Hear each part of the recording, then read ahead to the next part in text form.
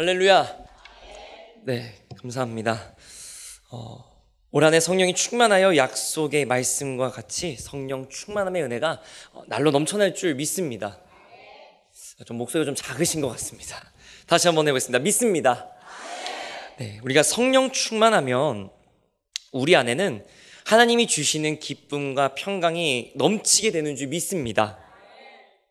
그러면 여러분께 제가 한번 질문을 드려보겠습니다. 성령이 충만하면 좋은 일들만 있으십니까? 너무 대답을 잘해주셔서 감사합니다. 성령이 충만하면 집값이 막 오르고 너무 좋아하시는데요. 복권을 샀는데 1등에 당첨되고 막 통장 잔고가 좀 많이 늘어나셨습니까? 그렇게 믿으시는 분들에게는 반드시 그러한 일이 일어날 줄 믿습니다. 좋으신 일인데도 아멘이 좀 작으신 것 같습니다. 성령 충만하면 물론 우리의 믿음은 주님이 주시는 기쁨과 평강이 가득 넘치게 됩니다. 그러나 우리의 삶에서 좋은 일들만 막 생기지는 않습니다. 때로는 견디기 힘든 어려움이 닥치고 때로는 분노가 막 차오르기도 합니다. 성령 충만하다고 해서 빨래통에 있는 뒤집어진 양말이 자기 스스로 뒤집어지지는 않는 것처럼 말입니다. 그렇다면 성령이 충만하게 사는 삶은 어떤 삶일까요? 우리 같이 따라해 주시기 바랍니다. 성령이 이끄시는 대로 사는 삶. 할렐루야. 그렇습니다. 성령이 충만한 삶은 모든 것이 잘 되고 하는 일마다 대박이 터지는 그런 일이 아니라 본질적으로 성령 충만한 삶은 성령이 이끄시는 대로 사는 삶. 하나님의 말씀에 순종하는 삶인 줄 믿으시기 바랍니다. 오늘 말씀은 이 사마리아 땅에서 복음을 전하던 집사 빌립이 이 성령의 인도하심을 따라 남쪽으로 내려가서 이 예루살렘 밑에 가사로 내려가는 광야길, 그 광야길에서 누구를 만나냐면 에디오피아 내시를 만나게 됩니다. 그리고 그에게 복음을 전하고 세례를 베풀었던 이야기의 한 부분이었습니다. 사마리아에서 복음을 전하는 오늘 빌립의 이야기를 통해서 우리를 이끄시는 성령님의 모습은 어떠한가 우리가 한번 살펴보기를 원하는데요. 첫 번째로 우리를 이끄시는 성령님의 모습은 따라해 보시기 바랍니다. 어려움도 믿음으로 이끄시는 성령님. 네, 사마리아의 복음이 전파되는 계기는요, 좋은 일로 인해서 생긴 게 아니라 사실은 초대교회 박해로 인해서 시작이 됩니다. 우리가 잘 아는 초대교회 7 집사 중 한 명이었던 이 스데반이 순교를 하게 됩니다. 그리고 순교를 하면서 본격적으로 초대교회를 향한 박해가 시작이 됩니다. 사도행전 8장 1절 하반절을 보게 되면 그날에 예루살렘에 있는 교회에 큰 박해가 있어 사도회에는 다 유대와 사마리아 모든 땅으로 어떻게 됐습니까? 흩어졌다 그랬습니다.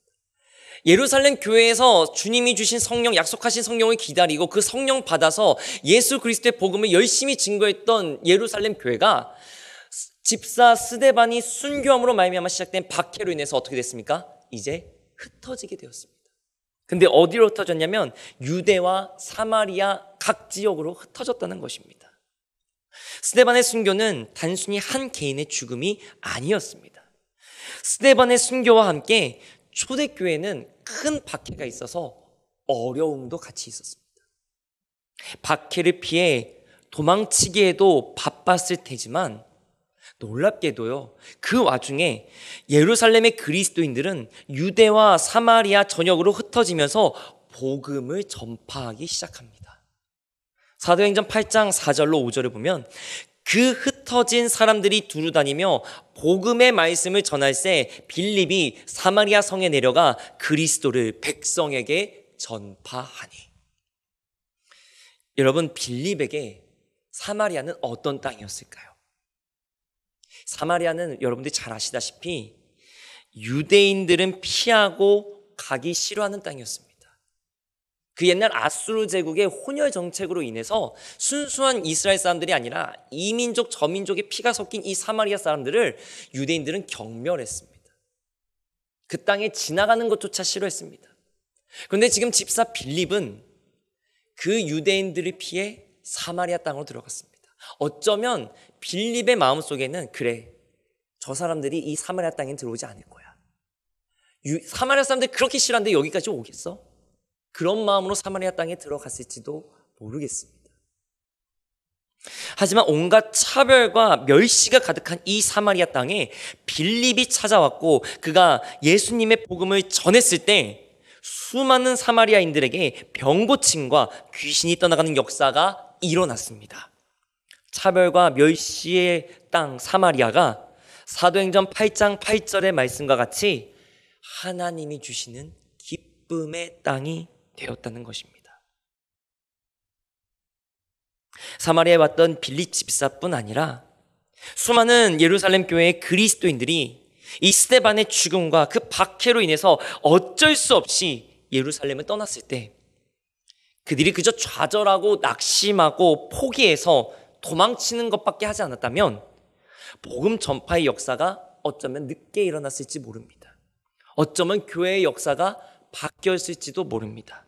하지만 빌립을 비롯한 박해를 피해 이곳저곳으로 떠났던 그리스도인들은 그 떠나는 여정 속에서도 복음을 증거하고 예수님을 전하고 있었다는 것입니다. 그것이 어떻게 가능했겠습니까? 성령이 충만했기 때문에 그렇습니다. 그들은 눈물을 흘리며 예루살렘을 떠났지만 그 눈물 가운데 복음의 씨앗을 뿌리는 믿음의 열정은 잃어버리지 않았다는 것입니다. 그리고 그 빌립 집사를 통해 사마리아는 기쁨이 넘치는 땅이 되었다는 것을 우리가 바라보게 됩니다. 우리가 잘 아는 말씀이죠. 시편 126편 5절 말씀에 눈물을 흘리며 씨를 뿌리는 자는 기쁨으로 거두리로다. 혹시 이 뒤에 6절도 알고 계십니까? 6절 말씀도 같이 읽어볼 텐데 우리 한 목소리로 같이 읽어보겠습니다. 시작. 울며 씨를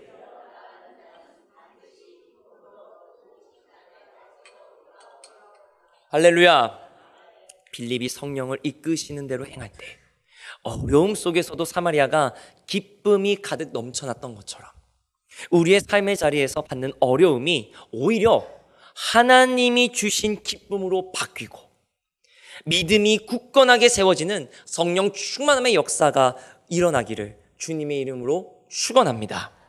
두 번째로 성령님께서는 어떻게 역사하실까요? 같이 따라해 주시기 바랍니다. 동역자들을 이끌어 주시는 성령님. 빌립을 통해서 이제 사마리아 땅에 복음이 전해졌습니다. 그리고 예수님을 믿는 사람들도 점점 늘어나게 됩니다. 그리고 이 소식이 어디까지 가냐면 박해를 받고 있었던 예루살렘에도 다시 전해지게 돼요. 그리고 이 소식을 들은 사도들이 비록 박해를 받고 있는 어려움 속에 있었지만 어떤 일을 행하냐면 그것을 확인하기 위해 사마리아를 찾아옵니다. 사도행전 8장 14절에 보게 되면 예루살렘에 있는 사도들이 사마리아도 하나님의 말씀을 받았다 함을 듣고 베드로와 요한을 보냈다라고 기록합니다. 사도들이 내려와서 보니까 정말로 사마리아 사람들이 예수님을 믿고 따르는 구원의 역사가 일어나고 있었습니다. 그런데 한 가지가 그들에게 없었습니다. 바로 성령의 임재가 아직 없었다는 것을 보게 됩니다. 사도행전 8장 15절로 16절을 보면 그들이 내려가서, 여기서의 그들은 사도들을 말합니다. 그들이 내려가서 그들을 위하여 성령 받기를 기도하니 이는 아직 한 사람에게도 성령 내리신 일이 없고 오직 주 예수의 이름으로 세례만 받을 뿐이더라. 믿음 생활 잘하고 정말 이제 예수 믿는다고 할 수 있는데 한 가지가 빠졌습니다. 그것이 무엇이었습니까? 성령을 아직 받지 못했습니다. 분명 예수님의 이름으로 세례를 받았는데 사마리아 사람들에게는 성령의 임재, 즉 성령 세례의 역사가 아직 나타나지 않았다는 것입니다. 그래서 사도들이 뭐 했습니까? 사마리아 사람들이 성령 받기를 기도했다는 것입니다. 네, 여러분 한번 잘 생각해 보십시오. 빌립 집사가요, 초대교회 7 집사로 처음에 뽑혔을 때 어떤 사람을 뽑을지, 이 7 일꾼들을 어떤 기준을 뽑을지 그들이 처음에 정했을 때 사도행전 6장에서는 이렇게 기록합니다. 형제들아, 너희 가운데서 어떤 사람입니까? 성령과 지혜가 충만하여 6장 3절 말씀입니다. 성령과 지혜가 충만하여 칭찬받는 사람 7을 택하라. 즉 뭐냐면 초대교회 7 집사들은 어떤 사람입니까? 성령 충만한 사람들입니다. 성령을 충만히 받았음에도 불구하고 지금 빌립 집사가 사마리아에서 복음을 전하는데 무엇이 빠져 있는 겁니까? 성령 임재의 역사가 빠져 있는 겁니다. 이거 뭔가 좀 이상하지 않으십니까? 빌립이 사마리아에서 복음을 전할 때 모습을 사도행전 8장을 돌아오면 다시 이렇게 기록합니다. 사도행전 8장 7절에 많은 사람에게 붙었던 더러운 귀신들이 크게 소리를 지르며 나가고 또 많은 중풍병자와 못 걷는 사람이 나오니, 또 10절 말씀에 보면 낮은 사람부터 높은 사람까지 다 따르며 라고 말합니다.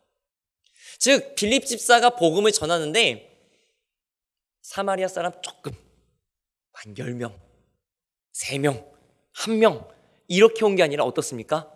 수많은 사마리아 사람들이 빌립에게 몰려들었다는 것입니다. 여러분, 그 일을 빌립 혼자서 감당했다고 생각해 보십시오. 얼마나 하루에 몸이 2개가 아니라 10개여도 얼마나 모자랐겠습니까?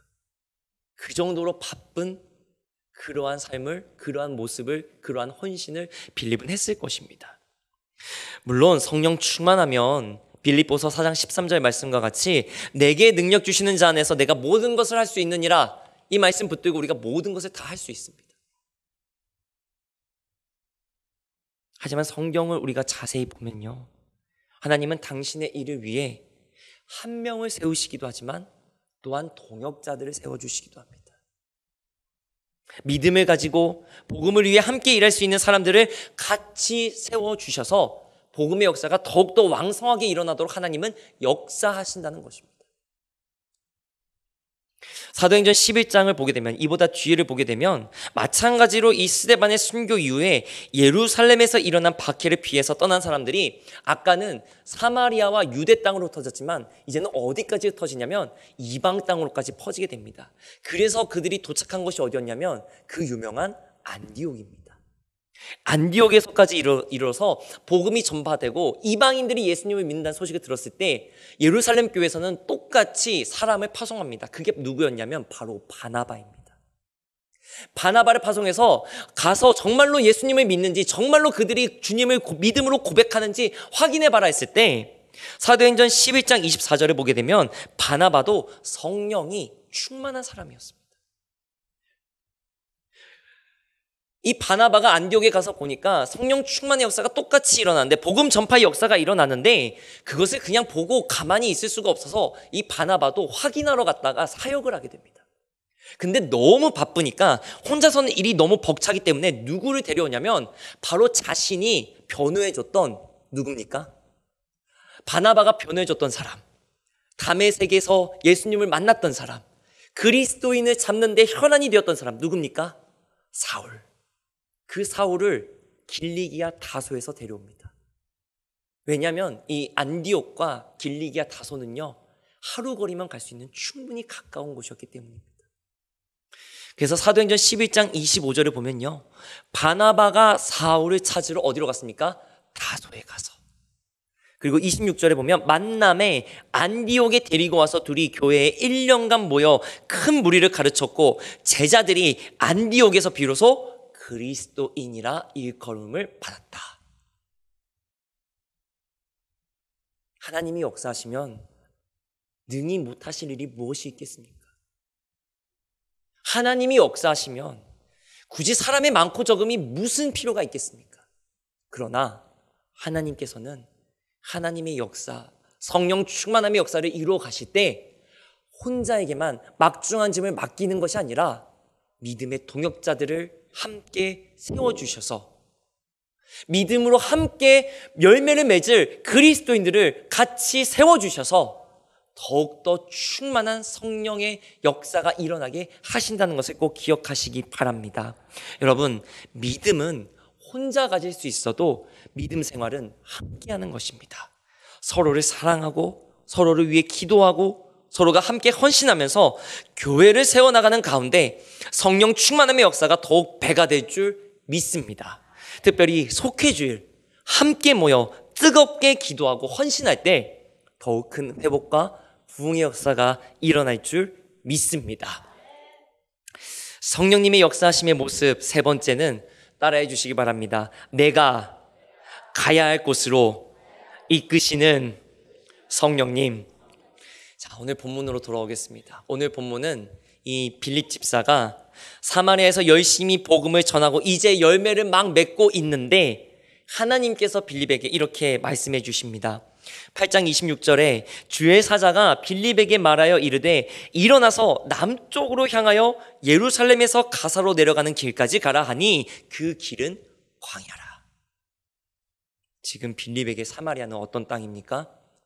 예전에는 처음에 왔을 때는 박해를 피하기 위해서 그래 여기까지는 저 유대인들이 쫓아오지 않을 거야, 어쩌면 그 마음으로 왔을지 모를 유대인들이 멸시하고 차별하는 그 사마리아 땅이었지만 이제는 성령님이 역사하심으로 기쁨이 넘치는 땅이었습니다. 아마 빌립에게 있어서 이 사마리아 땅은 마치 예수님이 제자들과 함께 올라갔던 변화산에서처럼 그때 제자들이 어떻습니까?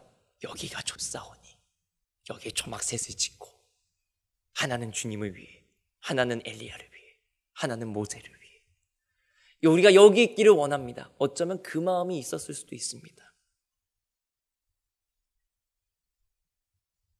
여러분 한번 생각해 보세요. 전도하기만 하면요 사람들이 막 우리 교회 와가지고 막 뜨겁게 예배합니다. 그냥 예배 드리고 뭐 말씀 뭐 하시나 보다 이게 아니라 정말로 오는 사람들마다 다 뜨겁게 예배하고 다 회개하고 다 세례받고 다 변화받고 다 거듭나고 다 성령 충만한 역사가 날로 일어난다고 생각해 보십시오.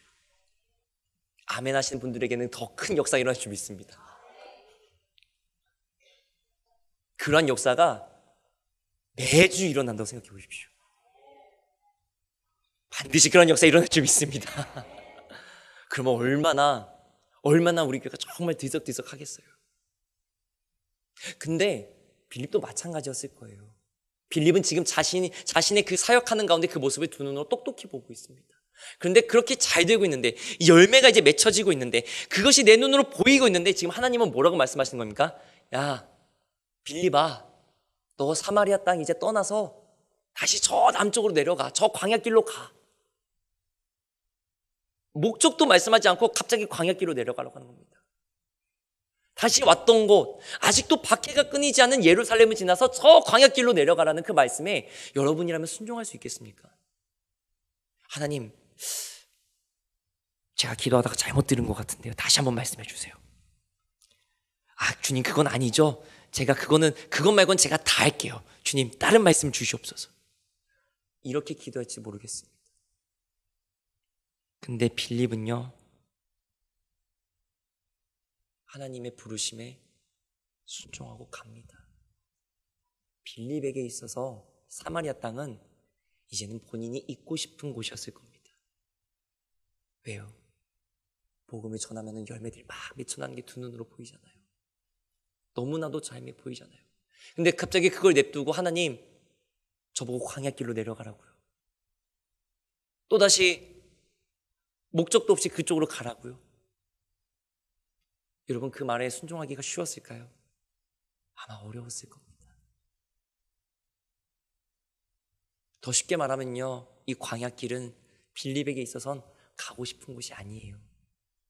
피하고 싶은 곳입니다.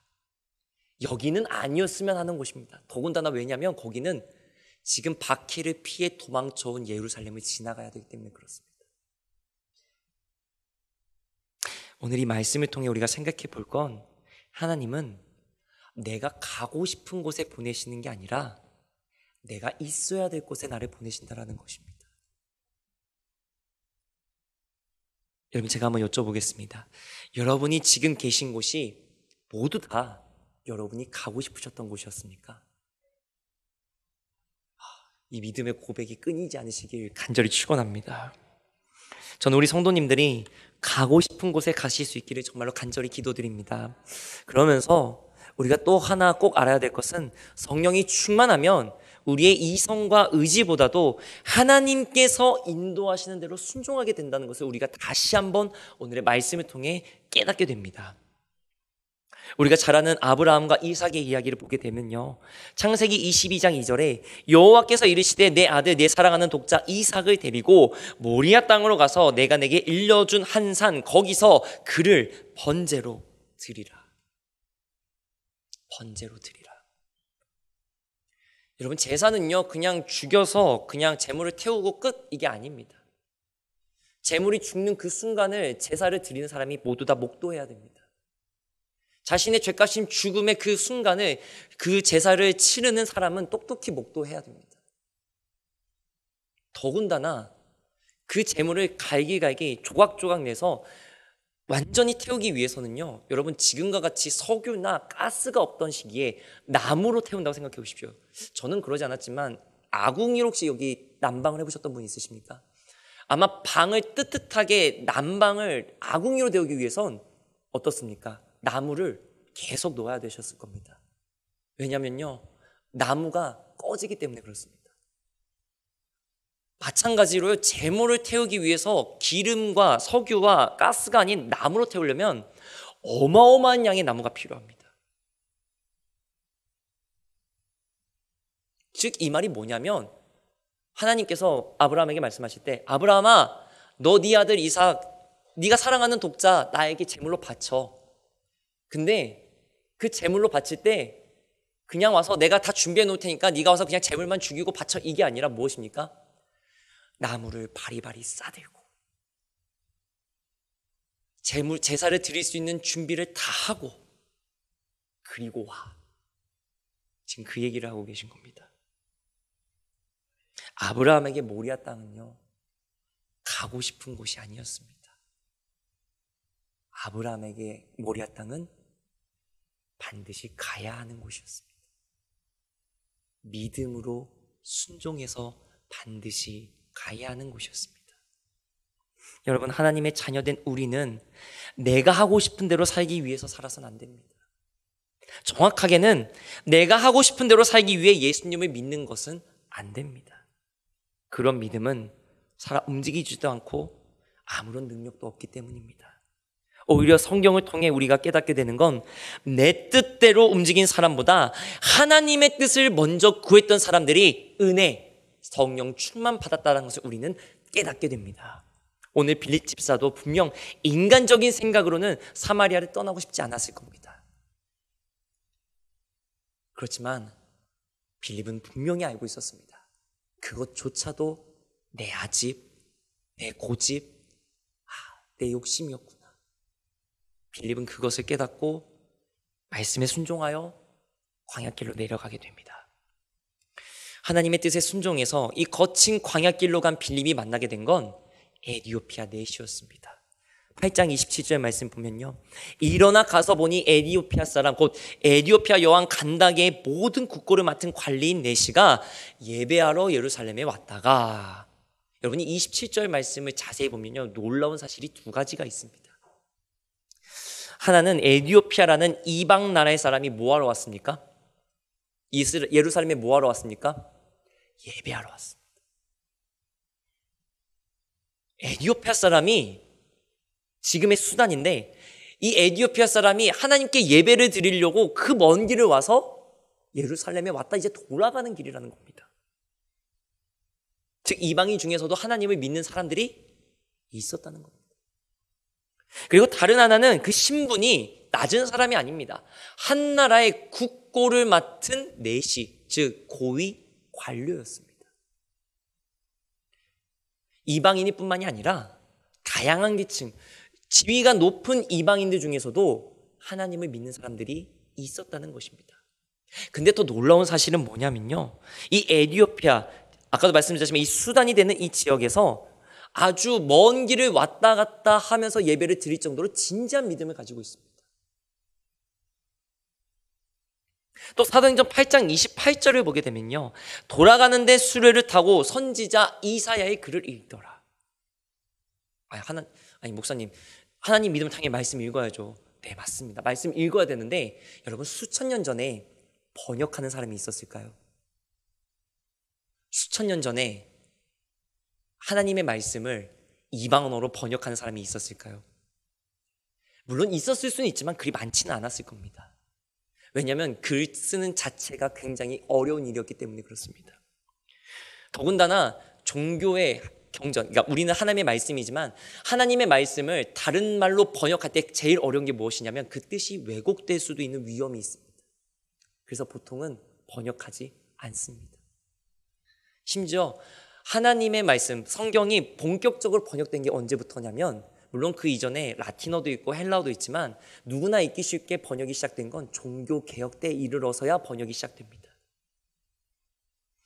이 에티오피아 사람이 이사야 선지자의 글을 읽었다는 것은 물론 이 사람이 그 당시에 공용어인 헬라어를 읽었을 수도 있지만 기본적으로 이 사람이 히브리어, 즉 이스라엘 말을 할 줄 알았을 가능성이 더 높습니다.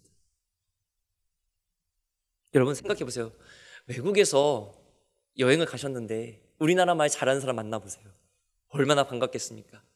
영어로 물건을 사려고 이제 가게 딱 들어갔는데 헬로 하이 막 이랬는데 갑자기 한국 사람이세요? 이러면은 얼마나 반갑겠어요. 한국말 할 줄 아세요? 이러면서 얼마나 반갑겠습니까? 여러분 성령님이 역사하시면요 빌립 집사에게는 어디서 어떻게 무슨 일을 해야 될지도 모르는 그 광야길에서 성령님이 말씀하신 대로 순종하니까 저 머나먼 에티오피아의 이방인, 그것도 국고를 맡은 고위 관료가 히브리어를 할 줄 아는 하나님을 경외하는 사람을 만날 수 있는 확률이 얼마나 될까요? 아마 로또 복권을 맞을 확률보다 더 낮을 겁니다. 그런데 하나님은 그렇게 역사하십니다. 그런데 하나님은 그렇게 나라를 하나님의 뜻을 이루어 가십니다. 사도행전 8장 29절을 보면요 그 에티오피아 내시를 만난 빌립에게 하나님께서 이렇게 말씀하십니다. 성령이 빌립더러 이르시되 이 수레로 가까이 나아가라 하시거늘. 빌립이 자기가 가고 싶어서 간 게 아니라 누가 이끄셨습니까? 성령이 이끄시는 대로. 성령의 인도하심에 따라 빌립이 이 내시에게 다가갔고 그리고 이 내시가 이제 구약의 이사야 선지자를 통해 예언된 그리고 하나님께서 보내신 예수 그리스도의 십자가 복음을 받고 어떤 일이 일어납니까? 세례를 받습니다. 한 영혼을 구원하시기 위해 이처럼 크고 놀라운 하나님의 역사심을 우리가 다시 한번 보게 됩니다. 그것은 빌립이 있고 싶은, 가고 싶은 곳에 있었던 게 아니라 가야 할 곳에 있었기 때문에 가능했던 일입니다. 소중한 교인교회 성도님 여러분, 오늘 말씀의 제목과 같이 성령의 인도하심에 따르실 수 있기를 바랍니다. 빌립은 자신이 머무르고 싶은 사마리아에 머무르면서 가만히 있지 않았습니다. 성령의 인도하심에 순종했고 아무도 가고 싶어 하지 않은 그 광야길에 믿음으로 순종했을 때 에티오피아 내시에게 세례를 주며 구원의 길로 인도했습니다. 성령의 인도하심에 따라 가야 할 곳으로 갈 수 있는 믿음이 하나님의 크신 은혜가 더욱 충만히 넘쳐나는 우리 성도님들 다 되시기를, 우리의 속회 모임이 그렇게 될 수 있기를 주님의 이름으로 간절히 축원합니다. 기도하겠습니다.